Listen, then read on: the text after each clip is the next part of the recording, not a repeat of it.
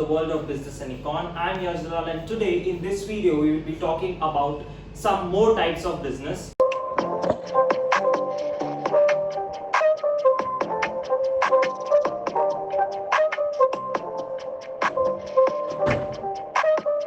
I hope you have watched the last video, which was part 1 of types of business. This is the second part in which we will be talking about more of public sector organizations which serve public with the motive of social welfare and not for earning profit. So to simplify the whole study, we have divided it into for-profit social enterprise and non-profit social enterprise.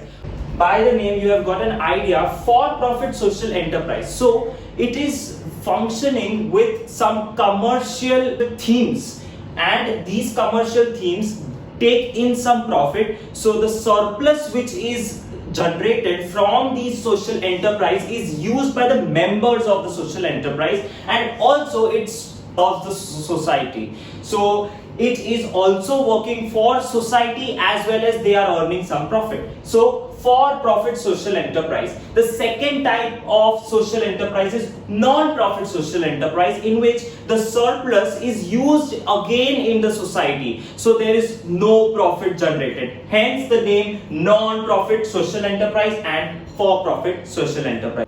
So let us talk about for-profit social enterprise, use of commercial business practices. So in the last video, if practices which were followed in these companies, sole traders and partnership, these themes were used in for-profit organization where they also generated some profit and also helped the society for their social welfare. Okay, so it is a combination of the private sector and the public sector. The goals and the practices which are followed in these two sectors are combined to make for-profit business organization. So use of commercial business practices. Commercial business practices is a very important term in the definition of for-profit business organization.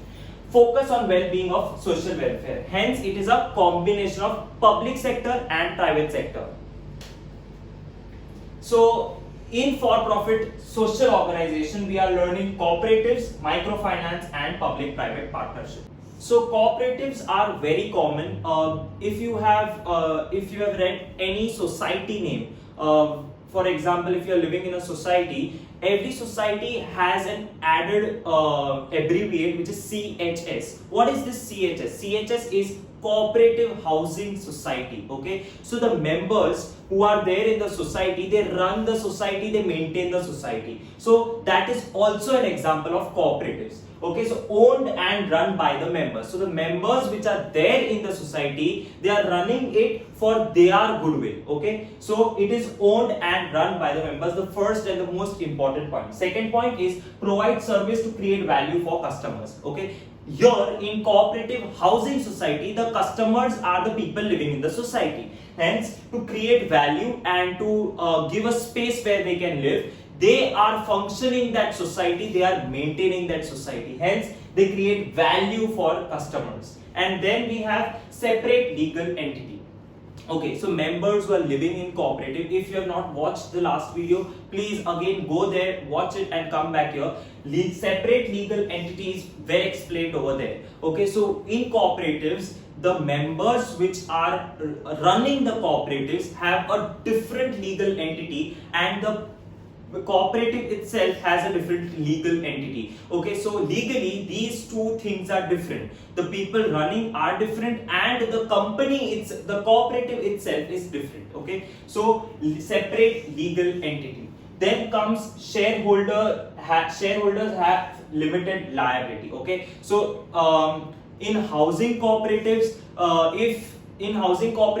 this is not so common, but in many other cooperatives, if the cooperative is going in losses, okay, the members who are in the cooperative may not face loss on their personal assets. Their personal assets, their personal properties are not touched if the cooperative is going in loss. Okay, then comes members have equal voting rights. Okay, this point is very controversial, because there are some advantages as well as disadvantages which are plugged in this point. Okay, so that we will see in the next slide. But members have equal voting rights. That means that the whole functioning or the type of management is very democratic. Okay, every member has a word to speak for himself or for any project with which they are working. Okay, so members have equal voting right. Hence, democratic style of management. So these 2 points are similar. Okay, so these are the advantages, and in the next slide there are some disadvantages. Okay, so first let us see the advantages. Shareholders have equal voting rights. Okay, so in the last slide, if you observed, as I said, shareholders have equal voting rights. This is very controversial. It has an advantage that it is a very democratic style of working. Okay, so shareholders, if they have equal voting rights, they can give their opinion, and each and every member has a strong opinion and equal opinion. But with this, there is an added disadvantage. Some members with more responsibility cannot get more voting rights. Okay, so it is very common that in cooperatives some members work very hard, or some members have more responsibilities. Okay, but these members have the same voting right. Okay, even though they are working more, even though they have more experience, but the voting right is the same. Okay, so that might lead to a conflict. Okay, in cooperatives there are more conflicts because when each member has equal vote, each member thinks in a different way, hence there is more chances of conflict. Second point of advantages is limited liability. As I said before, the personal properties, personal asset of each individual is not affected if the cooperative is going in loss. That is an added advantage. Special financial assistance by government. Generally, it is working for the society with getting profit. Okay, so governments try to help these cooperatives if they are working for the society, for the society's welfare. Okay, so government give assistance in the form of subsidies. Okay, they provide some lump sum amount to these cooperatives. Okay, next comes any surplus made is spent on members. For profit social organization, as I said before, the amount which is left, the surplus, is spent on the members. Okay, so because it is spent on the members have an added advantage working in the cooperative. Now, disadvantage, the second point of disadvantage, the first point we already covered. The second point is difficult to attract more potential stakeholders. Okay, in cooperatives, the investment which is to be made in cooperatives for any project or for maintaining the cooperative, so sometimes it is very difficult to find these investors. Okay, so stakeholders here are the investors. Okay, so the people who invest into this cooperative, so it is very difficult to attract these people. Okay, attracting these people need a lot of future plans. Okay, so if an investor, if you are trying to attract more investors, your future plan of cooperative, what are you going to do with that money, should be very clear. Next comes limited resources. Because there are less investors, they have limited resources. Then lack of motivation. This is also connected to the first point and the second point, where the first point, because some members were working very hard but they have equal voting rights, so they are demotivated. And also second point, where they have limited resources, sometimes they don't get investors, so the members who are working, they might get demotivated.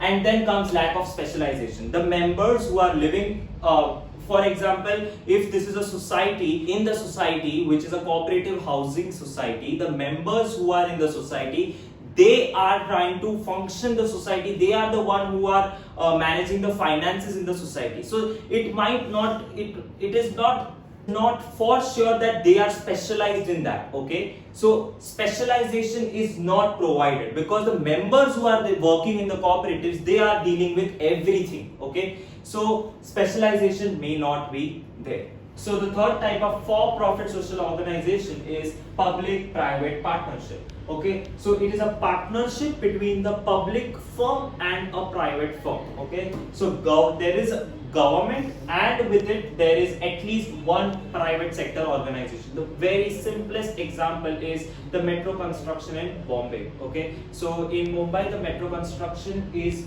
government plus the Reliance company. Okay, so there is at least one, there might be more private sector firms, but the least number of firms of private sector is one, and government is involved. Okay, so the decision of the portion of investment is decided before any project starts. So that is public-private partnership. So more funding because there is a collaboration, and once the project is completed, it is maintained. Okay, generally it is if they start a project in a public-private partnership, initially the construction or initially the project is initiated by the government, and then they initiate a tie-up with any private sector who maintains the project ahead. Okay, so advantages of public-private partnership is shares risk, because there are now two individual or group of individuals which are there, hence the risk is distributed. Then comes funding by government in shortfall. Similarly, private individuals getting funding. Okay, so sometimes if government needs specialization, okay, so they tie up with private companies. If sometimes private companies need some funding, they might go to the government, and there is a mutual benefit of the government and the private company. And the last is more efficient. Now, because there is more funding, because there is more specialization, it is more efficient. There are some disadvantages as well. Opportunity cost to the public sector. Okay, so what is opportunity cost is the next best alternative. So the second type of social organization is non-profit social organization. So there are only two subcategories in this: NGOs and charities. Okay, so NGO, which is non-governmental organization. Okay, so these NGOs generally are influencing government policies. Okay, so they exert pressure on government in order to try to make some policy which is good for the society. Okay, so NGOs exert pressure on government policies. Okay, so they try to influence or bring what people require to the government. Next is run by voluntary groups. Okay, so people try to form groups, work together, plan some strategies, and try to fulfill the requirements of the poor and needy. Okay, then these NGOs are the investment which is made in these NGOs are by government, are by private individuals, it is by some charities or some commercial business. Okay, generally big companies try to invest in these NGOs. Why? Because they are corporate social, because of the term corporate social responsibility. Okay, so in society, in the market, if the company wants to look good, okay, if the company wants to make an image of being good for society, they invest in these NGOs. Okay, the last type of non-profit social organization is charity.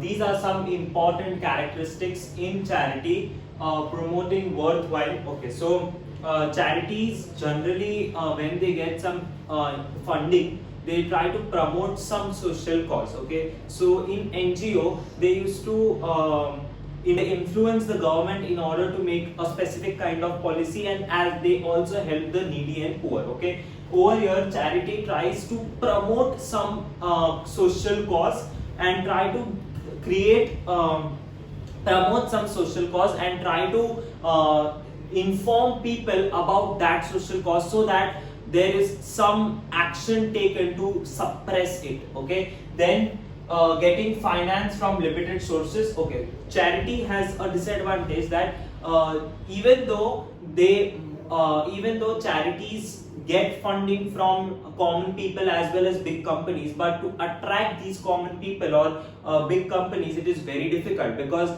they have to show a foolproof plan that they are actually investing here, they are using this money in this way. Okay, so everything needs to have an evidence. Okay, there is a difference between NGO and charity. Okay, so there is a commission which is always there with charity. Okay, so if you want to run a charity, there are different legal requirements of running a charity, and NGO is comparatively easier to form. Okay, so these NGOs may tie up with some charities so that NGOs get some funding. Okay, but NGO and charity, these two are different terms. Okay, the requirements, the legal requirements, the requirements or the functioning style is way different. Okay, so don't get confused. Charity is different, NGO is different. Okay, and lastly, these all types of firms run for some social welfare. The basic aim or the thing which is common in all these types of business is they are trying to